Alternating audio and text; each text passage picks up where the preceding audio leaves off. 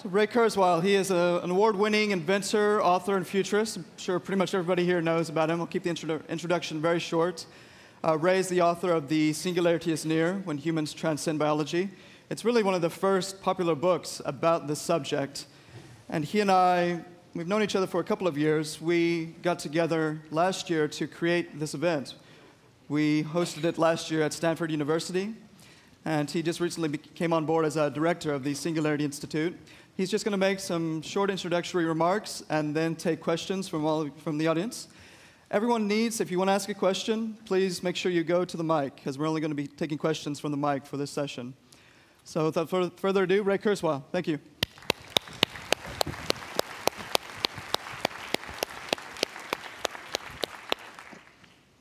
Well, thank you, Tyler.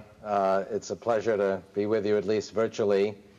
There are two issues that people get excited about, and some people actually get upset about. One is radical life extension, and the other is really radical life expansion, which ultimately will come from AI and our merging with artificial intelligence. Okay. Perhaps ironically, there were major conferences on both issues today, and I had the opportunity to present at Aubrey de Grey's SENS, Strategies for Engineered Negligible Senescence, this morning. That means getting to escape velocity, where we add more than a year every year to your remaining life expectancy. So that's not a guarantee of immortality, but that is a tipping point. And so I'd like to make just a few comments. I have been actually following the conference, and I think I'll respond mostly to Peter Norvig's comments, which I think were interesting. And there are many different ways of looking at the future and analyzing trends. I think it's important to point out that it's information technology that has a predictable trajectory. And it's not hard to find a lot of predictions that haven't worked out well, particularly if they're not well motivated and they're not really based on information technology, such as predictions made by novelists, for example. I've tried not to just look backwards. I've made forward-looking predictions in a book I wrote 10 years ago and 20 years ago, which I think have been holding up well. Norvig cites an analysis by Jonathan Eubner, which is worth commenting on. That analysis commented on one of the graphs in my book. I don't think it's actually the most important one, but it's an analysis of innovation. And I think Norvig's point that innovation is hard to define is well taken. I took 14 different lists, so it's not to use any one list, Encyclopedia Britannica, and Museum of Natural History, and so on, called Sagan's Cosmic Calendar, of both biological and technological innovation, and you see very clear acceleration. Hubner took a different list, questionable one in my view, and then transformed the data in some questionable ways and came up with a different conclusion. I do think innovation is a hard subject to define, and different people may have different views of it. The really key argument for strong AI, which ultimately will lead to a profound transformation, which we're calling the singularity, has to do with the progression of information technology, which is really inexorable in both hardware and software. And I want to come back to that, but I'll comment on a couple other trends that Norvig cited, because they're not direct analyses of information technology. One was the economy, which has been growing exponentially. It looks like slow exponential growth, but that's because we factor out the 50% deflation in information technology. I mean, today for $50, you can buy a cell phone that, among other things, includes a computer that's 1,000 times more powerful than all the computation that MIT had when I was a student there. And there are many other examples which you're familiar with. So economics, statistics, measuring things in dollars, factors out the tremendous gains of what you can get in a dollar. And in fact, the World Bank cited that we've halved the poverty in Asia due to information technology. It will be cut by 90% at current rates, really because of the tremendous power of information technology. Life expectancy, which Norvig mentioned, is also not a direct measure of information technology. And it hasn't really been a measure at all of information technology up until just recently. Now, it has gained, and the gains have been linear. And human life expectancy was 37 in 1800. But it's been a hit or miss process. It's only been in the last few years that we can actually define biology as an information technology. We collected the genome 4 years ago, and we have now technologies to simulate biology. We can simulate, for example, protein folding. That just happened in the last year. And technologies to reprogram biology, the way we reprogram our computers, are brand new. RNA interference, new forms of gene therapy, and so on. Now that biology is an information technology, and that's not been true up until just now, it will become 1,000 times more powerful 10 years from now, and really will begin to accelerate far beyond the linear pattern that we've seen in life expectancy. But getting back to AI, let's look at the hardware and the software. I think the exponential gains in hardware are hard to deny, and it's not just Moore's law. One graph I have in my book, which is an important one, shows 110 years of smooth, doubly exponential growth going back to the data processing equipment used in the 1890 census. And this is over 60 years before we had Moore's law. And this doubly exponential growth will continue past Moore's law when we go to three-dimensional circuits, and those are beginning to work in laboratories.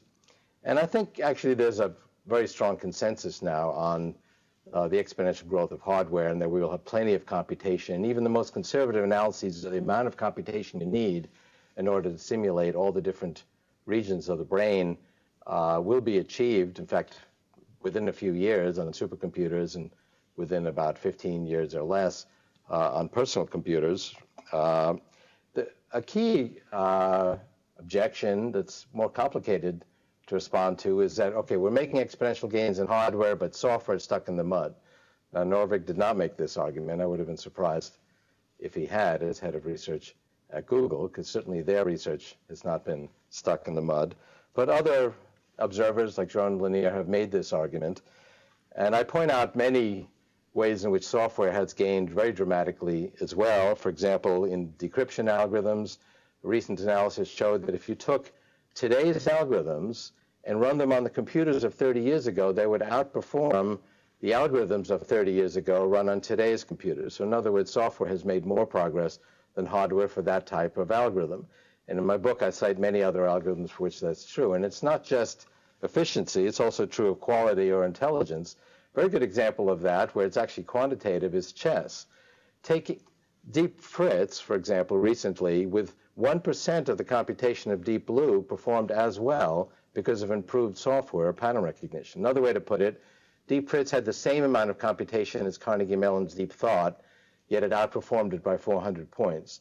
And not because of more brute force, but because the pattern recognition quality was better. And that's, in fact, how humans play chess. And there are many other examples that are similar to that.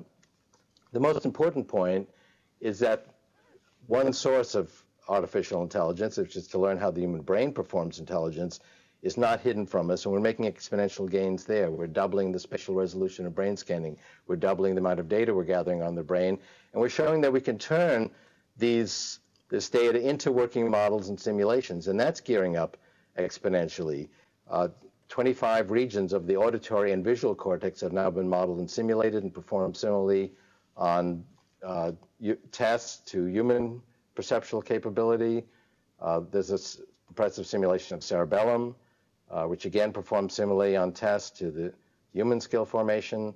IBM has a project underway to simulate the slice of the cerebral cortex, and so on. These efforts are gearing up, and it's not my argument that we actually absolutely need this project. I do agree with those that say that we can achieve human-level AI completely ignoring the human brain, but I think it will accelerate the process. And for example, in my own work in speech recognition, we gained a lot from actually understanding how the human auditory cortex processes information.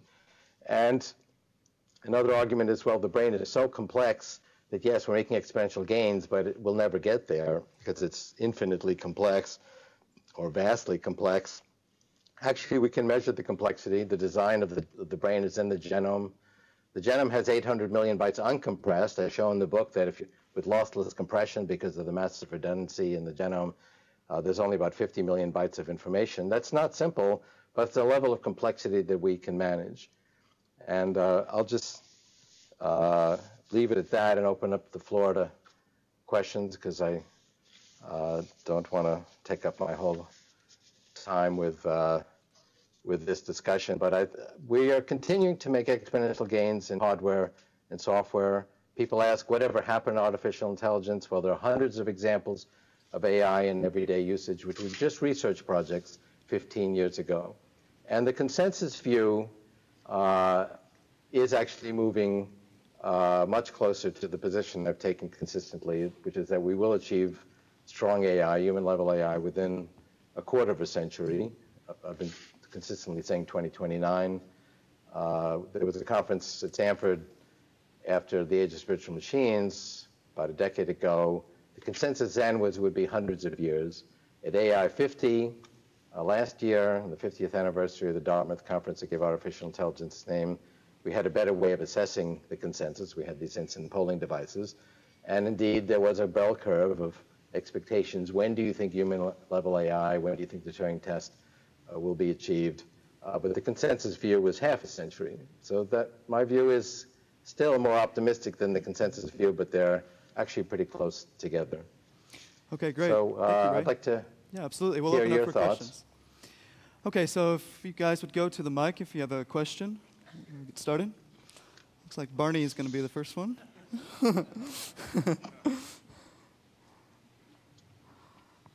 Okay, fire away, Barney. Hi, Ray. This is Barney Pell. This is a question I've been meaning to ask ever since reading your book, and specifically on this point. You talk about the exponential improvements in hardware, and both in terms of computing hardware, so you can simulate brains, and in brain imaging, hardware, so we can gather data and understand the brains better. And then in parallel, you say, and by the way, software is advancing really fast too, and you cite, Deep Fritz versus Deep Blue. The problem is that the extreme version of the brain simulation approach says we don't really need to understand the brain, we just need to kind of map it out, and then we need the computing resource to simulate it. What is the role of advances in software in the extreme brain simulation approach? I don't really advocate extreme brain simulation. Many of the simulations I've actually been cited of the visual and auditory cortex are based on functional simulation, really understanding what a region does and then using our knowledge of algorithms to implement that in an efficient way. People say we didn't actually try to emulate birds when we did flight. Actually, the Wright brothers did study birds, and there are some bird-like qualities of their flyer. And then later on, we actually, as we made these things more efficient, we optimized out the bird-like qualities and really tried to achieve engineering optimization based on what we understood about how flight works. And the same thing will happen in intelligence. I don't think it would work if we really fail to understand the basic principles of how these different regions work, and most importantly, how the cerebral cortex works and some of the more, and regions like that where we actually learn, are able to model information. How do we do recursive thinking? How do we create a whole complex array of symbols and represent that with one symbol in our brain and then use that in other hierarchical structures? We don't really understand yet how that's done. There are some increasing hints, which we're already getting, but we're at the early stages of this project. But my view is not that we're going to learn how the brain works at a very detailed level and just simulate all the ion channels and have no idea what the principles of operation are. In fact, you would need actually a lot more computation to do that. The estimates are more like 10 to the 18th to 10 to the 19th calculations per second. You get a great efficiency by actually understanding how the brain works and then being able to implement efficient algorithms. But I don't think that would work. You really can't engineer a complex system like that if you don't understand its basic principles. Thanks. Okay, go ahead, Bob. Yeah, hey Ray, Bob Blum here. Does consciousness or sentience add anything to what we do, in your view, or is it just an epiphenomenon? And if it's important, what's the secret sauce? Well, it's a great question, and we've been debating that back to Plato's time. Leibniz imagined if we could blow up the brain, we could walk around in it, and we would see all these pistons and pumps and gears and levers, and he wasn't far off. We do see pumps like ion channels in the brain, and we would look around and we would see all these mechanisms, and nowhere would we see thought or feelings or consciousness. And Because if you take that approach, you can argue that there is no such thing as consciousness. And in fact, I think there is a gulf between science, which is objective observation and deductions from there, and the issue of consciousness, which is a synonym for subjective experience. There's a gap between objective observation and subjective experience. In other words, I don't think you could build a consciousness detector, slide an entity in, and the green light goes on. Okay, this one's conscious. Slide another entity in. No, this one's not. That doesn't have some philosophical assumptions built into it. And John Searle would build in the assumption that it had to be squirting biological neurotransmitters, and other philosophers would build in the assumption that it had to model its own experience. Some people define consciousness as our ability to reflect on our own experiences, to have a model of ourselves.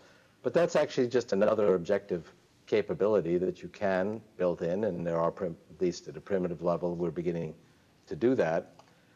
So some people say, oh, well, it's not scientific, it's not objective, therefore it's just an illusion, it's not important. However, our whole moral and ethical system is based on the idea of consciousness. If you harm another conscious entity, that's unethical, it's immoral, and probably illegal. If you just destroy some property, that's probably okay. If it's my property, if I destroy your property, it's a problem not because I'm causing suffering to the property, but because I'm causing suffering to the owner of the property. Consciousness has everything to do with our moral system. We assume that other people, and we are extending this to animals, which is a good trend, that seem to be conscious, are really having their own subjective experience. And my own view is that we will come to view entities that share the complexity and have the kind of response that humans have, that appear to be having subjective experience. We will accept their subjective experience. That ultimately substrate doesn't matter, that you don't have to be biological in order to be responding in an emotional way. But there's no way to really scientifically demonstrate that. And if you accept that, then I would say that the appearance of consciousness is the same thing as consciousness. You have computer avatars today that are independent, and you can interact with them in computer games. They don't seem yet to really be convincing in their emotional response. My prediction is that they will be convincing a few decades from now. And when they are convincing, we will accept them as sentient creatures. And that is an emergent property. There's no one central area that governs consciousness. It's something that's an emergent property of a very complex system like the human brain. Okay, next question. Go ahead. Ray, you've been a big advocate of the data-based approach of looking at performance rates and sort of between competing technologies, sort of the one with the fastest exponent over the longer term wins. So in terms of actually getting to super intelligence, there are sort of pure software AIs, but of course in the picture there are sort of there's intelligence augmentation, humans made much smarter, including specifically, I'd observe, the class of developers of artificial intelligence software are in turn getting made smarter and smarter by better and better tools. So how do you see the competition, if you will, or the interplay, or indeed kind of the exponent that determines the rate of improvement between these kind of intelligence augmentation versus pure machine intelligence and AGI specifically? Well, I do see that it's not really humans versus machines, and that's true today. We are one human-machine civilization. That's not to say that we don't have conflict, but the conflict is between different groups, each of which combines both human and machine intelligence. And every time we use Google and tap into the exponentially expanding human knowledge base, we are expanding our capabilities. And we have ever more powerful tools. So developers of AI now have much more powerful software systems, and as I run software development organization myself, and we can, with 3 or 4 people in a few months, do more than we could do 10 or 20 years ago with much larger groups. So I can see the increased productivity because the tools are more intelligent, and that is really the whole course of history in terms of technological development. We have ever more powerful tools to create the next set of tools, and I believe this will continue to be the paradigm. Now, people say, well, it's going to get to a point where progress will be so fast that we won't be able to follow it.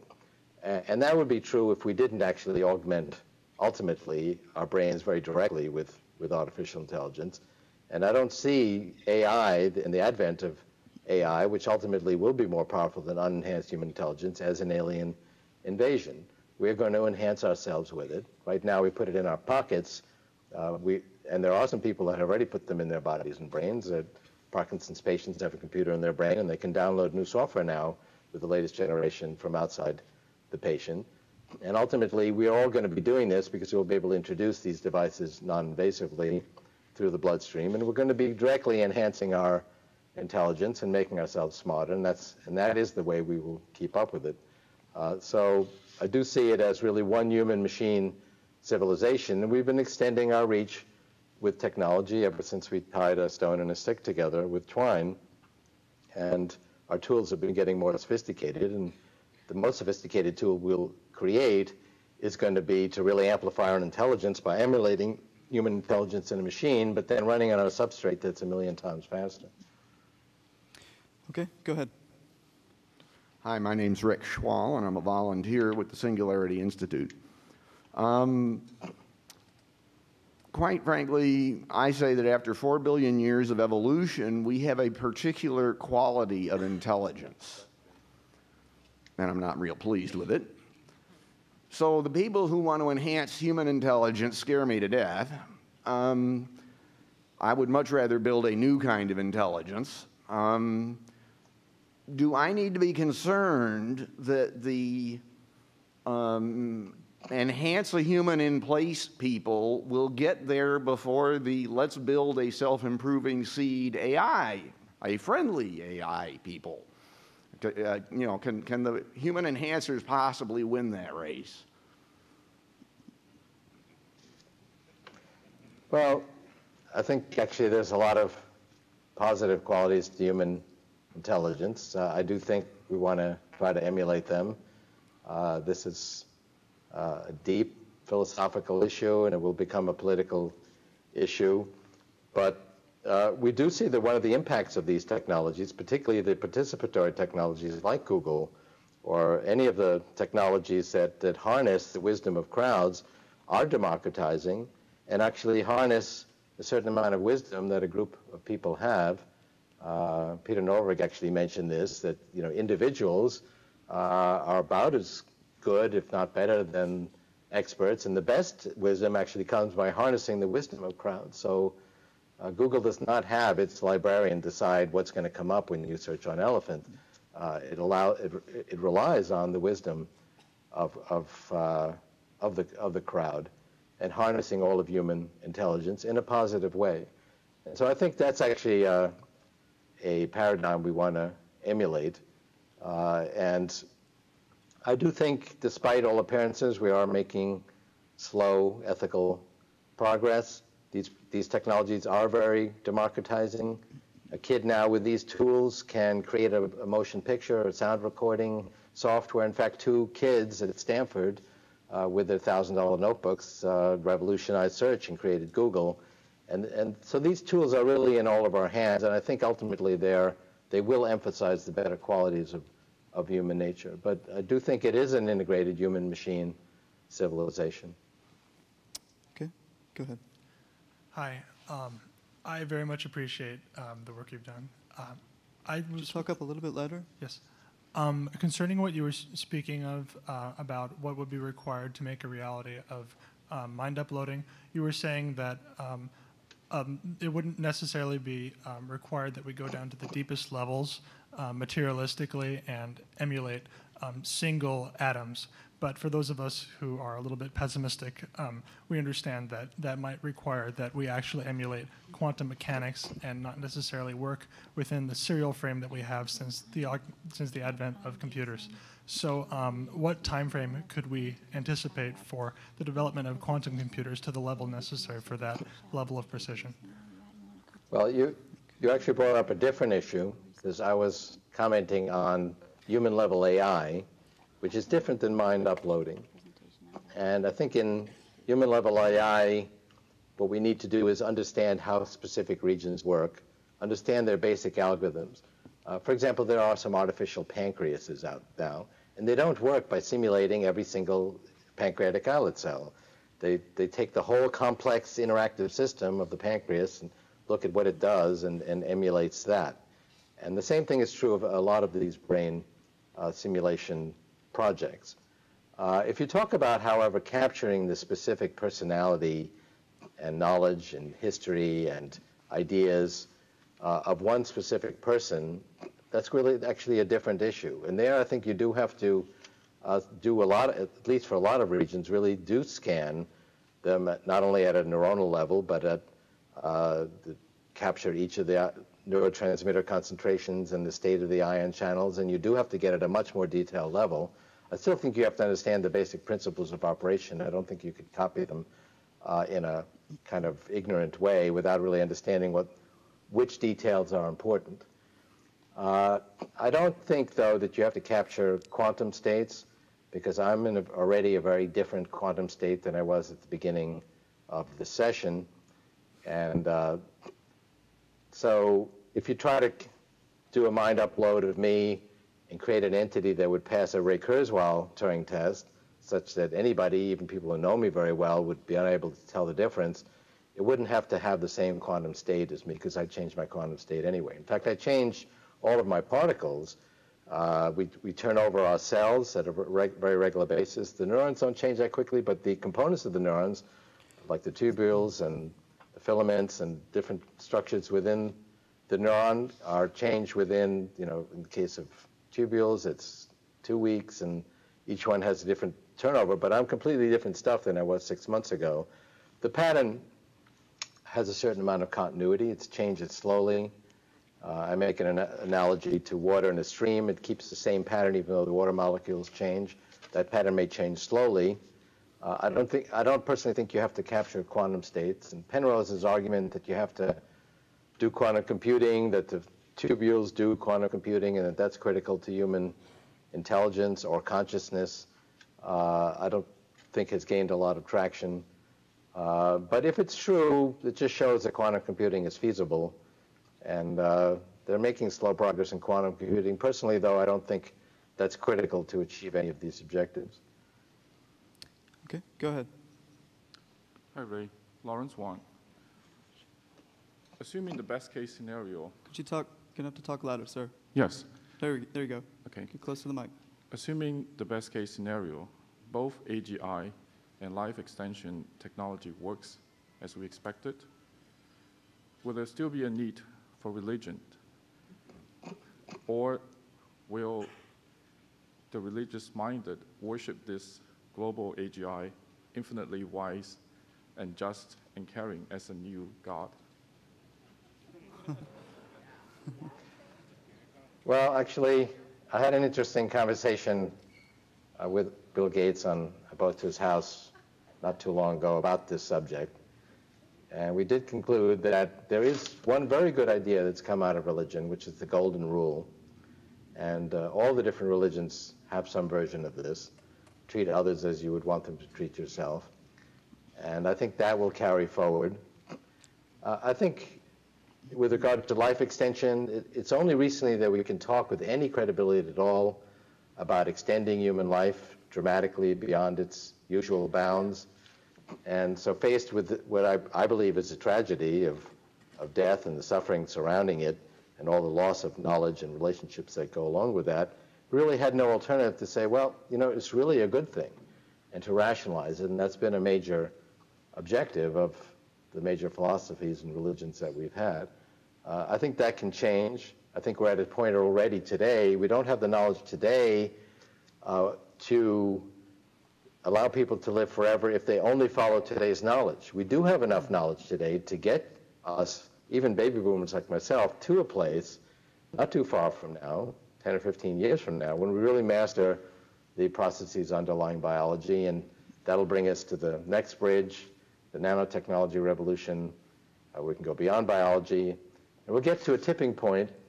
Aubrey de Grey talked about this at the SENS conference, which is also this weekend, where we're adding more than a year every year to your remaining life expectancy. And that tipping point, in my view, is only about 15 years away. So we can talk So that's not a guarantee of radical life extension or immortality, but that is a very different situation than we've been in. With the sands of time running out, they'll actually be running in. The more time goes by, the more time you have left. And so already religion actually has less sway than it had 100, 200 years ago, where it really commanded every facet of our lives because people understood so little about science and about the world around them that they needed to rely on these explanations. Religion, the major religions emerged in pre-scientific times.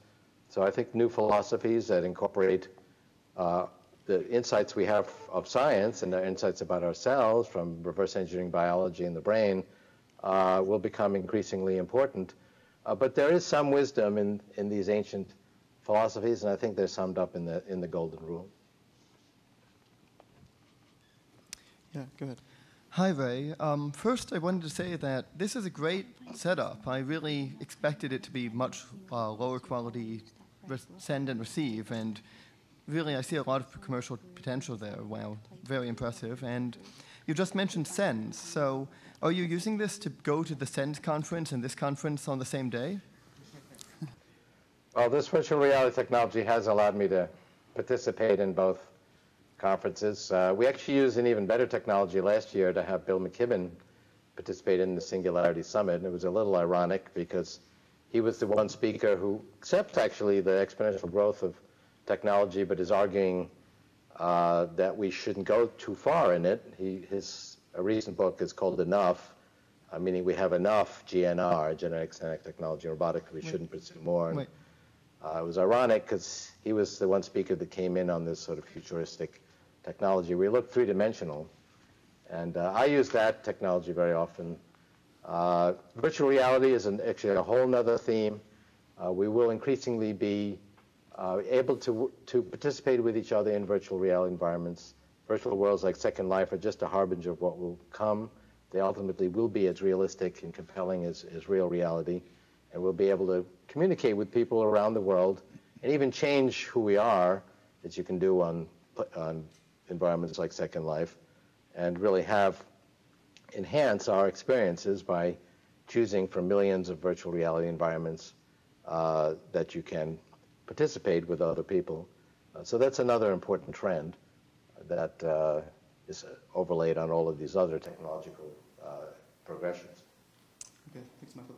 Okay, so go ahead, David. Hi, Ray. This is David Orban. During the conference, there was a theme that emerged frequently, and I don't think we reached a consensus, which is between open source approaches and regulatory or elitist approaches. It also seems that you have had different views on this between your book, the New York Times article. So don't you think that alongside the engineering path, it should be the Singularity Institute's role to also make policy recommendations, draft arguments on how politicians and the society at large should face what we have ahead? Well, I'm a strong advocate of open source. I think it can coexist with proprietary forms of information. In fact, the companies that have done the best, like Google, have embraced open source and participation by everyone in creating knowledge. A lot of the new sites really harness contributions from everyone. It's really very counterintuitive that a program like Wikipedia would actually work well. You would think that it would just be filled up with graffiti and spam, and yet it's actually very high quality.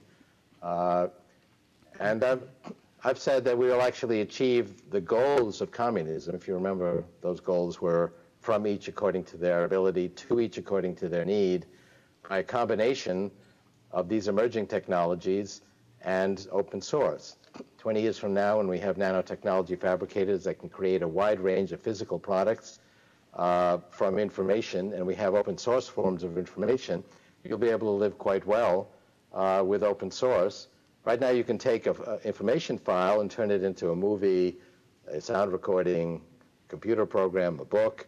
in the future be able to take an information file and turn it into a physical product. So you can email someone a blouse or a toaster or the toast, and there'll be open source forms of information of all kinds, but there'll still be a role for proprietary information, that particularly that proprietary information that can harness all of the open source information that exists. And I think the two will coexist as they do today. But I think the open source movement is a very important one and should be encouraged, particularly as we draft new regulations. Go ahead. Hi, Ray. In your work, you've mainly discussed technologies that can be modeled by exponentials or double exponentials or other smooth curves like that. What do you think about the prospect of some sort of discontinuity? And in particular, how do you make a human-level AI without causing an intelligence explosion? Well, I think first of all, just citing exponentials is not enough. You need to cite the feasibility of future technologies. For example, if you are projecting hardware trends and you go past the point where two-dimensional circuits that Moore's law has been based on can support, and we'll get to that point by around 2020 when lithography features are 4 nanometers, which is about 20 carbon atoms, and we'll get to a point where we can't shrink them anymore. We'll need to go to the third dimension, and you need to then argue qualitatively that that's feasible. And so I did that in the age of spiritual machines, and there's been a lot of research that has corroborated that, but I think we have to look at the feasibility of different points in the future. I think getting to human-level AI is actually necessary for these curves to continue, because if we didn't capture human-level intelligence in a machine, I think these trends would falter. We'd get to a point where, in fact, unenhanced human intelligence wouldn't be able to keep up with these exponentials, the exponentially expanding human knowledge base, and the exponential progression in all of these technologies. But just getting human-level AI, that threshold, which of course will be very important, and it'll be a fuzzy one because people will disagree whether or not the Turing test regulations that we used were adequate, and people will criticize the judge in the Turing test. This was not sophisticated enough, and I think by the time where there's actually consensus that the Turing test has been passed by a machine, we'll actually be long past that threshold. But that alone is not going to revolutionize the world. So we're going to have more human-level intelligence. We already have 6 billion entities with human-level intelligence. They're actually organized fairly well with the increasing web of communications we have. And so having a few more isn't going to immediately revolutionize things. However, if you follow these trends out further, and the non-biological portion of the intelligence of our civilization continues this exponential rise of more than 1,000-fold increase per decade, and that'll actually be greater than that because of the second level of exponential growth as we go into the future, then you see its revolutionary potential. The reason I put the singularity nominally at 2045 is because at that point, according to my calculations, the non-biological portion of our intelligence will be 1 billion times greater than all biological intelligence is today, and will be the same thing then, because biological intelligence is pretty much fixed. So that's really a transformation, and that's going to be necessary to keep these trends going. But just the advent of human-level AI, even though the combination will be more powerful than human-level intelligence because machines have an ability to share their knowledge quickly and can remember billions of things accurately. There's many ways in which machines are superior to us today, so combining that with human-level intelligence will be a powerful combination. Nonetheless, just reaching that advent won't immediately transform the world from what it is today. Go ahead.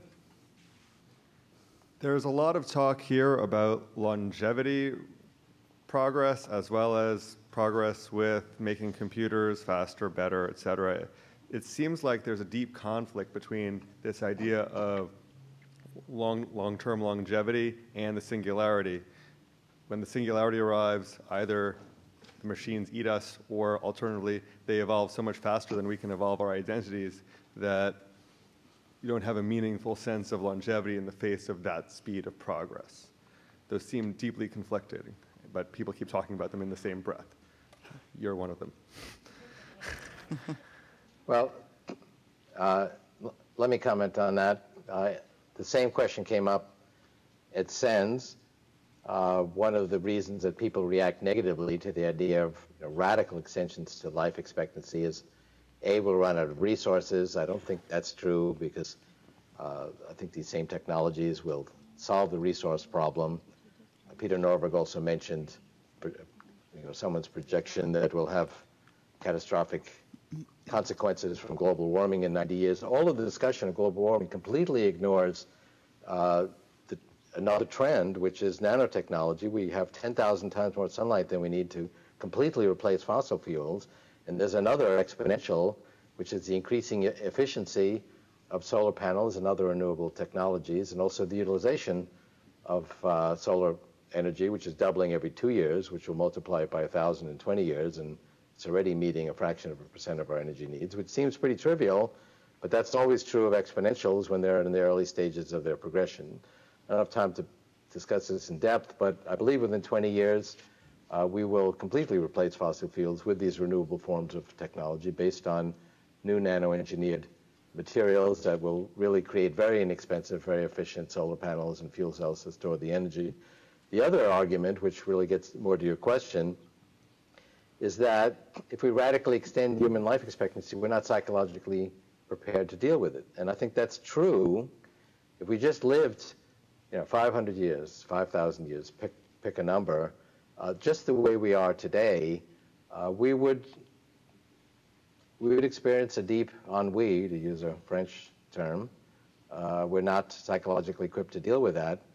But we're not going to have radical life extension without also radical life expansion, and that's where AI comes in, because I believe we will merge with the machines. Ultimately, the non-biological portion will predominate, and so we're actually going to become the machines. We're going to transfer our substrate, but not by scanning here and then creating an upload there. We're actually just going to put these technologies inside our bodies and brains. We're already at the very early stages of that, and ultimately, you go out, a few decades, it's going to be that non-biological portion of our intelligence that is where the action is. And so that is really our future. It's really not us versus the machines. You're not going to be able to walk in a room and say, okay, well, humans on the right, machines on the left. It's going to be all mixed up.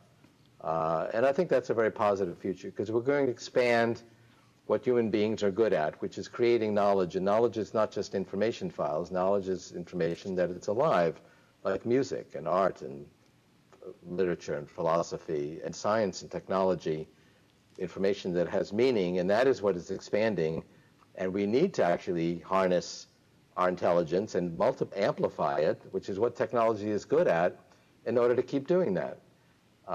That is what technology is all about. We noticed a very subtle principle, the Bernoulli's principle, as to how lift is created with curved surfaces. Well, engineering came along and amplified and magnified that subtle little effect and created the whole world of aviation. And as we learn the secrets of intelligence, and I agree with Peter that it's not one secret, there's many different secrets that we need to unveil, we'll be able to then amplify that, and the results will be amplifying the intelligence and therefore the knowledge of the human civilization. That's really what's unique about our species. Go ahead. As the general public wakes up to the risks and benefits of this technology, it's going to be a huge political issue. It seems to me that one of the big showstoppers for AGI is the political turmoil that's going to be created over who gets to control the process. It seems unlikely that it's going to be left to well-intentioned experts in their lab, like Eliza, to control this. Do you have any predictions how the political process might play out leading up to the Singularity?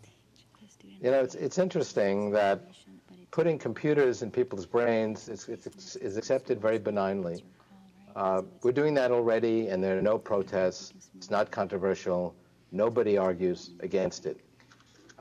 Where people do seem to draw a red line, it's with our biology. We shouldn't change our biology. We shouldn't change the biology of a tomato. And people do get upset about that. But ultimately, these barriers break down as well. I do think there will be controversies. I mean, as I pointed out in Chapter 8 of my book, and as many other people have pointed out, including at this conference, there is promise and peril to all of these technologies.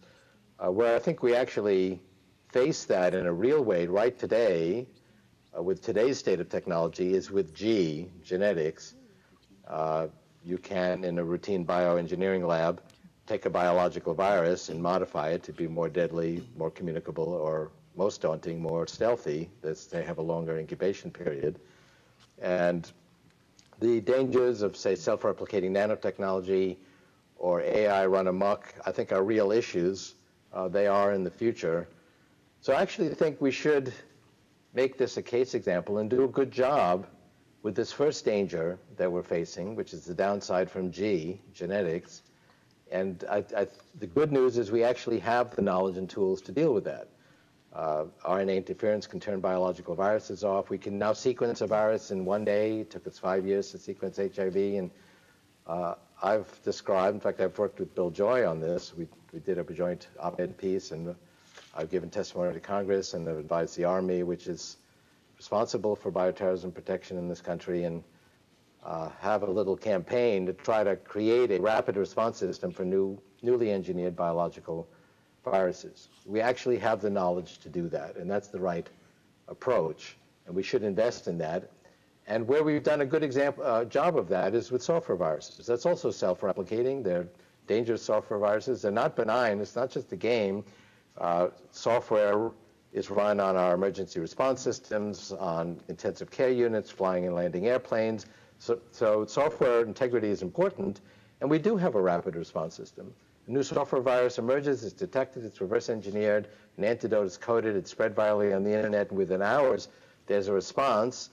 The system doesn't work perfectly, but it is an immune system. Our own immune system doesn't work perfectly, but we wouldn't survive long without it. And we need to do the same thing with new biological viruses, whether they're natural, like a mutated bird flu, or unnatural, like a bioterrorist weapon. And I think if we do a good job on that, we can apply similar principles to addressing the next one, which I think will be dangers from nanotechnology and then ultimately from AI. Go ahead. Hello, Ray. This is Matthew Bailey, Mohawk guy from last year at the Singularity Summit in Stanford. A couple things that I was interested about and wanted to hear your reflection on it was topics like human uploading and the topic of the guy who brought up about worshiping an AI as if there's going to be one artificial intelligence. There's a sort of mythology that's surrounding the sort of Promethean and even as some people view it, Luciferian archetype of the singularity, of, Prometheus bringing fire represented as technology to mankind. What do you think are some of the specific myths that are arising around the singularity today? Well, give me an example of a myth that you're referring to. Okay. On your website, a lot of people refer to like human uploading, and they have really bizarre ideas about how this uploading is going to happen. As if it's going to require the total destruction of their body and nothing will be left and they will be completely silicon, or that their biological substrate will become completely useless and peripheral. Or the idea of an AI as God, as I mentioned, as if there's just going to be one, as if an AI is a collective intelligence that embodies the entire silicon substrate of intelligence. Well, it is interesting in that in some ways machines are similar to humans in that we have information processes, and we're beginning to unravel those methods that run on a particular substrate, but there are some differences in the way machines work. We can take software running on one machine and just transfer it to another machine. And so software has a longevity that transcends the hardware it runs on.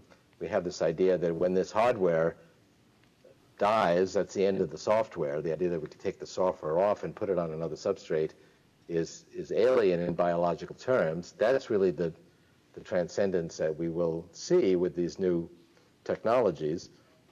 Another way that artificial intelligence can differ from natural intelligence, yes, human beings can cooperate. It was actually mentioned at this conference that the power of people working together, and that's one of the key things that differentiates us, say, from other primate species. But nonetheless, we retain an individuality. But machines can actually completely submerge their individuality. 1 million computers can become one supercomputer, and then can become 1 million computers again. And to talk about identity and individuality in an era where different individuals are really just simulations running on, let's say, a worldwide mesh of computation and communication links,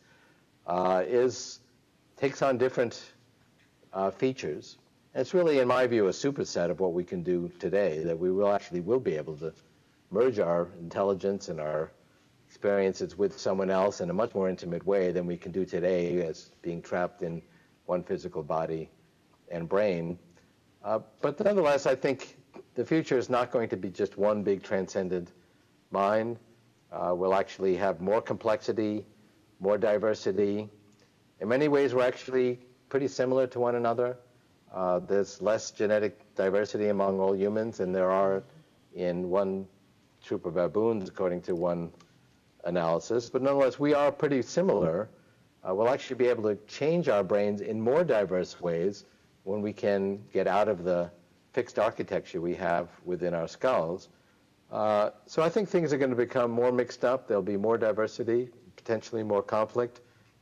It's not a utopian vision, even though I think we'll have the power to overcome the problems we struggle with today, like poverty, like disease. But we will introduce new issues, new problems, these new developments will challenge ideas of things like human identity and uniqueness and individuality of experience and so on. Hi, Kavita Bali. I'm a designer and artist, and I am. Thank you very much for this whole 2 days. I'm loving it. The question that I have is that I see not only in the high-tech arena, but also now in the emerging AI arena, that much of the decision-making is happening through a very rational and a very scientific methodology. And my question to you is, where do you see those of us who are right-brain oriented, more subjective, perhaps a little less rational in our processing, and where do you see the role of the artist in this future AGI society? Well, it's a great question. I'd make two comments on that. First of all, I think this is one area where the wisdom of crowds comes in that one of the advantages we already see in these technologies is the ability to harness many people's ideas so that artistic views, which is really one way of viewing the world and synthesizing experiences to come up with new insights, can harness everybody's input. And just as you had one piece of software from a couple of kids at Stanford emerge to take over the world of search, the same thing is true in the arts, and that now the tools of creativity are democratized, and kids around the world with their computers, and very soon kids in Africa with their one laptop per child machines will be creating full-length motion pictures and music and art of all kinds, and we'll have a worldwide audience, and you'll see worldwide audiences emerge for many of these creations spontaneously through everybody's collaborative effort to pick out what is most creative. The objective of the arts and sciences are both to gain new insights into ourselves, and both of these have been amplified by these new technologies. And the other point I would make is that this artistic nature of ourselves, which is based on really deep insight into our emotional lives, is the cutting edge of human intelligence. Emotions is not sort of a sideshow, and that the really important thing is to be able to create an artificial mathematician. That we've done already. The really hard part is to create a machine that's funny, or that can create a painting the way Picasso did, or a turn of phrase the way the Beatles or Beethoven did. That's really the cutting edge of human intelligence. That is still done by the human brain, and that is actually what we're going to gain more insight into. So I see this as really a synthesis of the science of understanding intelligence with our more creative side, because our emotional lives and the arts is really a way of amplifying and focusing our emotional insights is really the cutting edge of human intelligence. On 1 second on that, but where in this whole development process do we get involved? Like, I hear that you want us to get involved, but where do we start the collaboration? There are many ethical issues that these technologies engender. And I think discussions, even if they seem disorganized, that are very important to foster. If you get a bunch of experts together in AI, you will see a disorganized conversation because everybody has different perspectives as to where we are and what needs to be done. And I think people from different perspectives, from the arts, from the social sciences, need to get involved. They say that war is too important to leave to the generals. I think science and technology is too important to leave to the technologists. It's already having a deep impact on our lives. And successful companies that are emerging really are harnessing insight into the arts and into our psychology. They're not just math projects. And there are many different issues that are important to get involved in. One issue that was discussed extensively at this conference is how do we keep AI safe, to be friendly? And my answer to that, which does involve involvement of everyone from every different discipline, is to keep our society today representative of the best human values that we respect. And because our civilization today is the harbinger of the civilization in the future, the one that's amplified with a great deal of artificial intelligence, that's going to emerge from today's society. If today's society is representative of the liberal values that we respect in terms of respect for knowledge and the arts and individual expression, then the future society is more likely to be representative of those values as well. And that may not seem like a foolproof prescription, and it's not, but that is actually the best that we can do. There's no technological solution to how to keep AI friendly. I think that's going to emerge from our civilization because AI is going to reflect the values of its creators. Ray, I think that's a common question that a lot of people have, is the question of if they are taking this issue seriously right now, if they think that it's a longer-term challenge that we need to be thinking about immediately to have planned for, what can people start doing practically to help increase the likelihood that we're more likely to achieve the promise rather than the peril, as you often point out, that potential lies within this technology, both extremes? Well, it's a good question because I feel that way with regard to the issue of friendly AI. I had a dialogue with Eliezer Yudkowsky when I interviewed him for my movie, and we discussed this, and Eliezer, I think, has been doing an important job of pointing out the importance of this emerging issue.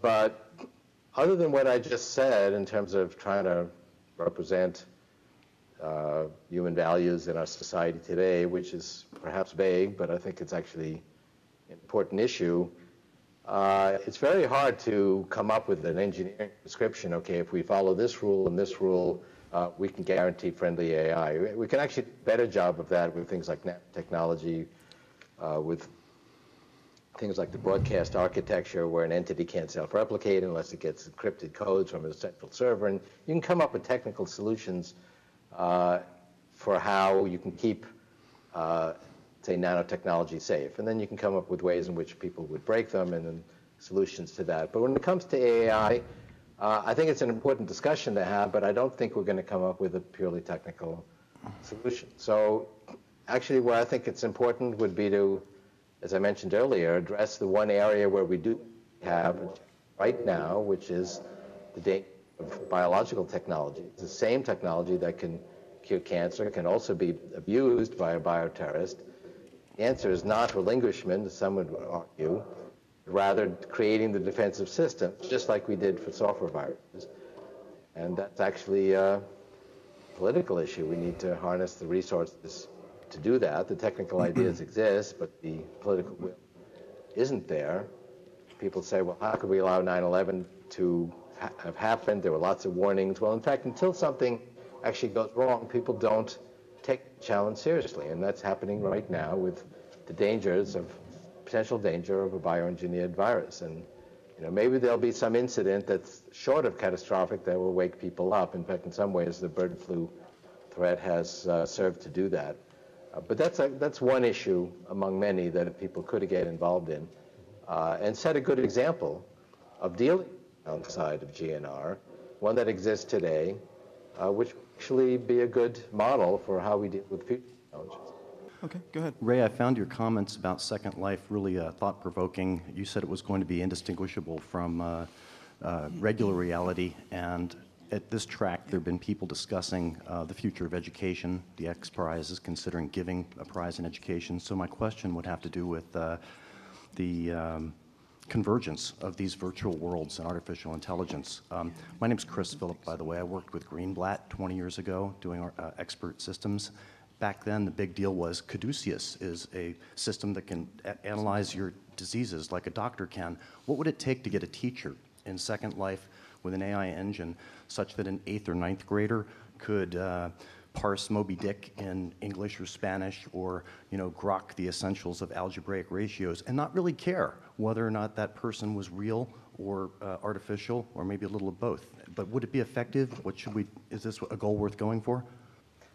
Well, it's going to be a gradual progression. There's already software that, for example, can teach you to read and actually does a very good job. There's a lot of types of learning that AI-based computer-assisted instruction is already quite satisfactory, even if not operating at the human level. I mean, ultimately, being a human-level teacher and being a mentor and being a guide is, in my view, a Turing-level task, and we will need human teachers at least to be guides in that sense, at least until that point. So we will ultimately, as we have this separate track of increasing realism in virtual reality worlds like Second Life, encountering other entities that are, in fact, AIs, for which there's actually no human counterpart. And there are some people actually planning to put sophisticated chatterbots on Second Life, and they probably will be unmasked as interlopers in the near term, but ultimately, they will actually pass that form of Turing test. But there are types of computer-assisted instruction which already work quite well. And there's a lot of other applications for intelligent computer software, simulating science, for example, simulating gravity. So students can actually play with planets and see when they turn into satellites and when they go off spinning in space. And a lot of other biological processes, or scientific processes in biology and celestial mechanics and so on, can be simulated with intelligent algorithms to allow students to really learn about these processes by interacting in a virtual world with processes you couldn't otherwise experience, or like go inside the human body in a virtual reality. Would you make a projection? So we will see an increasing of AI-driven software in these virtual worlds. Would you make a projection as to when a kid could sit down and have a Socratic dialogue with an avatar and not be worried about it, as long as the thing was teaching them these basic fundamental principles up to, say, a middle school or high school level? Do you think that would happen in our relatively near term, or is that a way out thing? Not only the Turing test, but a teaching avatar that works. Well, if you're talking about a Socratic dialogue, that's pretty much of a Turing test, and so that's more like 2029. But we often find that there are very useful subsets of these problems that can be done short of human-level intelligence. Peter mentioned language translation, which Google has been doing quite successfully, and other organizations, just by harnessing a tremendous amount of data that we have with these Rosetta Stone texts, and doing actually a very good job, not at fully human levels to take, let's say, a whole novel and really create a literary quality translation, but I've been using these translators quite effectively to communicate with people around the world who don't speak my language, and so they're quite effective, and that will actually also help organizations like MIT, where I'm on the board. We're giving out all of our course information out on the internet. Kids are plugging in from around the world and taking MIT courses for free. And so the increasing trends of increasing realism of virtual reality, increasing high-quality courseware, increasingly sophisticated computer-assisted instruction, increasingly accurate language translations, so kids and teachers can communicate all around the world, is going to make a tremendous contribution to education. There aren't specific dates of when things will be feasible because there are always subsets of the problem that are useful today. But for Socratic dialogue, that's, to me, a Turing test level task, so I would say 2029.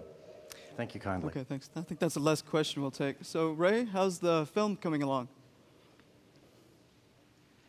The film is great. I've interviewed a number of the people at this conference. It's going to be called The Singularity is Near, a true story about the future. It intertwines an A-line documentary where a significant part is my interviewing 20 big thinkers like Eliza and Marvin Minsky and other people about their ideas about the future and their ideas about my ideas. And intertwined in that is a beeline narrative story that illustrates the ideas. And that story is the story of Ramona, which starts in a true past with this female avatar that I created. And she goes off in the future, becomes more and more realistic, more and more human-like. She hires Alan Dershowitz, who's going to play himself, to press for her legal rights as a person. So we bring in those issues. And the judge says, okay, I'll grant you legal rights if you can pass the Turing test. So she goes, gets coaching from Tony Robbins to become more human. And I won't give away any more of the story. And that's intertwined with this A-line. And we're slating 2008, so about a year from now. That's great. Okay, thanks, Ray. Thank you.